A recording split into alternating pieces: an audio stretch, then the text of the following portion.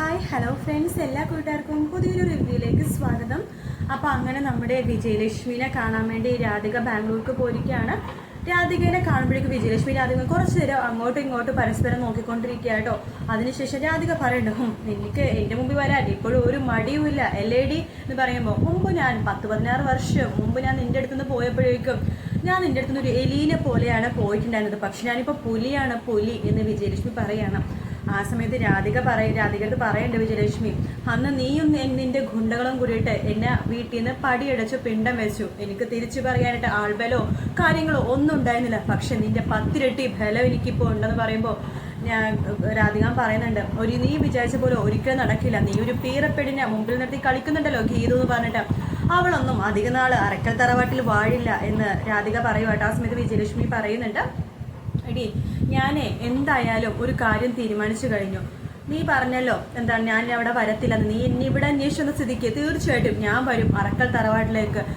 ഇനിയിപ്പോൾ ദൈവത്തിൻ്റെ ആ ഒരു കളി അങ്ങനെയാണെന്നുണ്ടെങ്കിൽ എനിക്ക് അവിടെ വന്നല്ലേ പറ്റൂ എന്നൊക്കെ വിജയലക്ഷ്മി മാഡം പറയുവാണ്.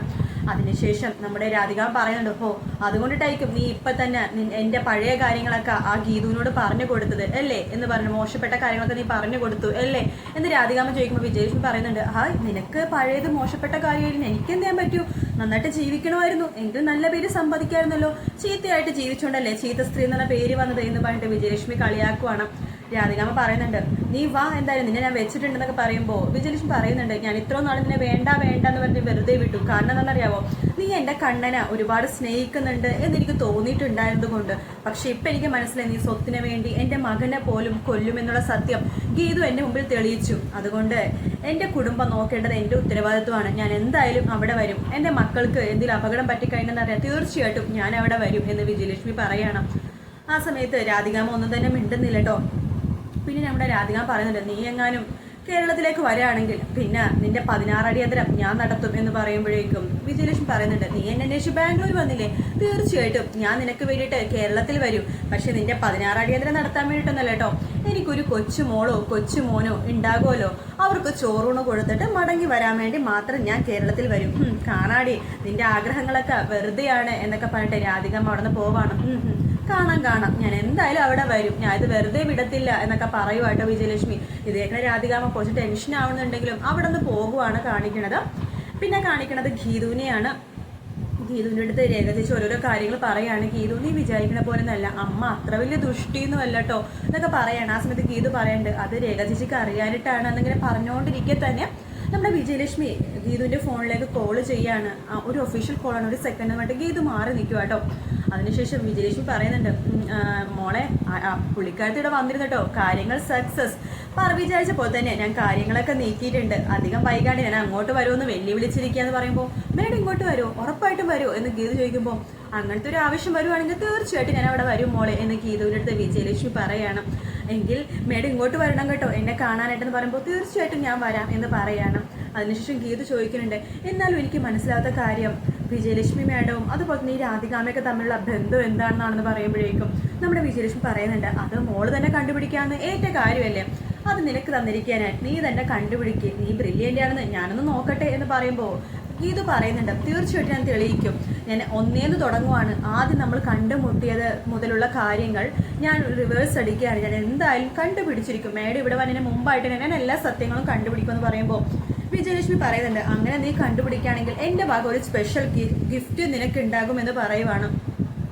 ആ സമയത്ത് എന്ത് വിലപിടിപ്പുള്ള ഗിഫ്റ്റ് ആണെങ്കിൽ ഞാൻ നിനക്ക് തരും, നീ ആ സത്യം കണ്ടുപിടിക്കുകയാണെന്നുണ്ടെങ്കിൽ എന്ന് വിജയലക്ഷ്മി പറയുമ്പോൾ ഗീതു പറയുന്നുണ്ട്, ആണോ അങ്ങനെയാണെങ്കിൽ എനിക്കൊരു ഗിഫ്റ്റ് വേണമെന്ന് പറയുമ്പോൾ, എന്താ വേണ്ടത് ചോദിക്കുമ്പോൾ, എനിക്ക് സംഗീതമാണ് വേണ്ടതെന്ന് പറയുമ്പോൾ, ഓഹോ അപ്പോൾ നമ്മുടെ ഭദ്രന്റെ മകൾക്ക് സംഗീതവാസനയൊക്കെ ഉണ്ടോ എന്ന് നമ്മുടെ വിജയലക്ഷ്മി ചോദിക്കുമ്പോൾ, ഭദ്രന്റെ മകളെന്നോ, അപ്പൊ എൻ്റെ അച്ഛനെയൊക്കെ അറിയാമോ മാഡം എന്ന് ചോദിക്കുമ്പോൾ തന്നെ വിജയലക്ഷ്മി, അയ്യോ പറഞ്ഞു പോയല്ലോ എന്നൊരു രീതിയിൽ, എങ്ങനെ ആ പറഞ്ഞ കാര്യം തിരിച്ചെടുക്കുമെന്ന് അറിയാണ്ട്, അത് ഞാൻ വേറൊന്നുമല്ല, നിന്നെക്കുറിച്ച് അന്വേഷിച്ചപ്പോൾ ഭദ്രന്റെ മകളാണെന്ന് ഞാൻ അറിഞ്ഞു, അങ്ങനെ ചോദിച്ചാന്ന് പറയുമ്പോൾ, ഓ അങ്ങനെയാണോ, ശരി എങ്കിൽ പിന്നെ വിളിക്കാൻ മേഡം എന്ന് പറഞ്ഞിട്ട് ഫോൺ വെക്കുവാണ്. വിജയലക്ഷ്മിക്ക് ഒരു കോൾ വരുമ്പോഴേക്കും ഫോൺ വെക്കുക കേട്ടോ. അതിനുശേഷം നമ്മുടെ ഗീതു പെട്ടെന്ന് ആലോചിക്കുകയാണ് കാഞ്ചന മുമ്പ് പറഞ്ഞ ആ ഒരു കാര്യം, വിജയലക്ഷ്മിയുടെ മകളെയാണ് ഗോവിന്ദ് ആദ്യം കല്യാണം കഴിച്ചെന്നുള്ള കാര്യം. അങ്ങനെ നമ്മുടെ ഗീതു കാഞ്ചനയോട് ചോദിക്കുന്നുണ്ട്, കാഞ്ചന ചേച്ചി അന്നൊരു കാര്യം പറഞ്ഞില്ലേ, വിജയലക്ഷ്മിയുടെ മകളെയാണ് ഗോവിന്ദ് ആദ്യം കല്യാണം കഴിച്ചത്, അതിനെക്കുറിച്ചൊന്ന് പറയാമോ ചോദിക്കുമ്പോൾ കാഞ്ചന പറയുന്നുണ്ട് അത് സത്യമാണെന്ന് പറയുമ്പോൾ രേഖ പറയുന്നുണ്ട് കാഞ്ചന വായെടുത്താൽ നുണ മാത്രമേ പറയുള്ളൂ, പക്ഷെ ഇതിൽ എന്തൊക്കെയോ ഡൗട്ട് ഉണ്ടെന്ന് എനിക്ക് തോന്നുന്നുണ്ട് ഗീതു എന്ന് രേഖയും പറയുക കേട്ടോ. ആ സമയത്ത് നമ്മുടെ കാഞ്ചന പറയണ്ടേ, ഞാൻ പറഞ്ഞത് സത്യം തന്നെയാണ്. ഈ വിജയലക്ഷ്മി ഉണ്ടല്ലോ, അവരുടെ മകള് നമ്മുടെ ഗോവിന്ദ് മാമേനെ കല്യാണം കഴിച്ചതാണ്. അതിനുശേഷം ഇവിടുത്തെ പരമ്പരയായിട്ടുള്ളൊരു സ്വത്തുണ്ടല്ലോ, ആ സ്വത്തുമായിട്ട് അടിച്ചു മാറ്റിക്കൊണ്ട് പോയി. അതോടുകൂടിയിട്ടാണ് കുടുംബങ്ങൾ തമ്മിൽ ശത്രുതയായത് എന്ന് പറയുമ്പോൾ ഗീതു പറയണ്ടേ, വിജയലക്ഷ്മിക്ക് അങ്ങനത്തെ ഒരു മകളുണ്ടെങ്കിൽ അവർ അത്രയും തരം താന്ന സ്ത്രീയൊന്നും ആവുമെന്ന് എനിക്ക് തോന്നണില്ല. പിന്നെ മാത്രമല്ല, ഇത്രയും സ്വത്തുക്കളുള്ള ഗോവിന്ദ് സാറിനെ വിട്ടിട്ട് ആ പണമായിട്ട് പോകാൻ അവരെന്താ മണ്ടിയാണോ എന്ന് ചോദിക്കുകയാണ്.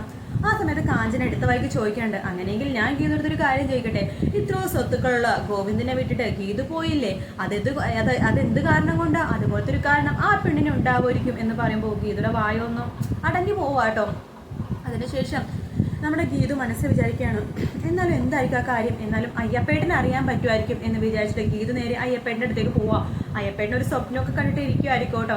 പെട്ടെന്ന് ഗീത വരുമ്പോൾ നമ്മുടെ പെട്ടെന്ന് നെട്ടുവാണ് അയ്യപ്പേട്ടൻ. അതിനുശേഷം ഗീത ചോദിക്കുന്നുണ്ട്, അയ്യപ്പേട്ടൻ എനിക്കൊരു കാര്യം ചോദിക്കാണ്ട്, അയ്യപ്പേട്ടൻ ഇവിടെ മുമ്പ് തൊട്ടുള്ള ഒരാളാണെന്ന് എനിക്ക് നന്നായിട്ട് അറിയാം, അതുകൊണ്ട് അയ്യപ്പേട്ടൻ എന്തായാലും എന്നോട് സത്യം പറയണം, ഈ വിജയലക്ഷ്മിയും രാധികാമയും ഗോവിന്ദ് സാറിനും തമ്മിലുള്ള ബന്ധം എന്താണെന്ന് ചോദിക്കുമ്പോൾ അയ്യപ്പേട്ടൻ പറയുന്നുണ്ട്, മോൾ ഇതിനെക്കുറിച്ചൊന്നും അന്വേഷിക്കില്ലെന്ന് മുമ്പ് സത്യം ചെയ്തില്ല ഗോവിന്ദിന്, ഇപ്പം എന്താ ഇങ്ങനെയൊക്കെ അന്വേഷിക്കണമെന്ന് ചോദിക്കുമ്പോൾ അത് മുമ്പ് ഞാൻ സത്യം ചെയ്തു ശരിയാ, പക്ഷെ ഇപ്പോൾ വിജയലക്ഷ്മി എന്ന് പറയണത് എൻ്റെ ജീവിതത്തിൻ്റെ ഒരു ഭാഗമാണ്, എന്നെ രക്ഷിച്ചത്, മരണത്തിൽ നിന്ന് 2 പ്രാവശ്യം രക്ഷിച്ചത് അവരാണ്, അതുകൊണ്ട് എനിക്ക് അവരോട് വല്ലാത്ത കടപ്പാടുണ്ട്, അതുകൊണ്ട് തന്നെ എനിക്ക് അറിയണമെന്ന് തോന്നിയെന്ന് പറയുമ്പോൾ അയ്യപ്പേട്ടൻ പറയണ്ട, ഞാൻ എൻ്റെ അച്ഛൻ്റെ കൂടെ 11ാമത്തെ വയസ്സിൽ ഈ തറവാട്ടിലേക്ക് വന്നതാണ്.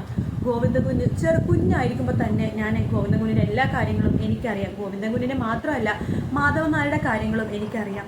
അന്ന് മുതൽ ഇന്ന് വരെയുള്ള എല്ലാ കാര്യങ്ങളും എനിക്കറിയാം. പക്ഷേ ഈ കാര്യം ഉണ്ടല്ലോ, അതെനിക്ക് പറയാൻ പറ്റില്ല. ചില കാര്യങ്ങൾ അങ്ങനെയാണ് മോളെ, നമ്മൾ അറിയാൻ വേണ്ടി വാശി പിടിക്കരുത്, അത് നമ്മുടെ ജീവിതം തന്നെ നശിപ്പിച്ച് കളയും.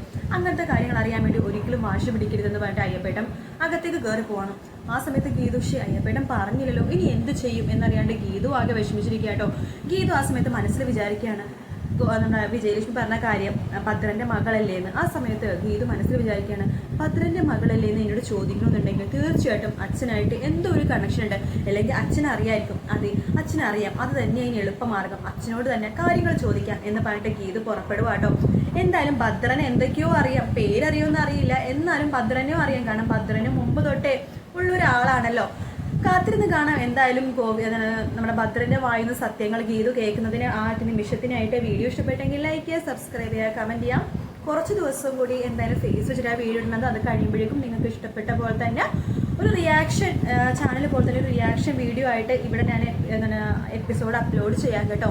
അപ്പോൾ ഈ വീഡിയോ ഒന്ന് ലൈക്ക് ചെയ്യുക, സബ്സ്ക്രൈബ് ചെയ്യാൻ മറക്കരുത്. മറ്റൊരു വീഡിയോ ആയിട്ട് വീണ്ടും കാണാം. Take care, bye bye.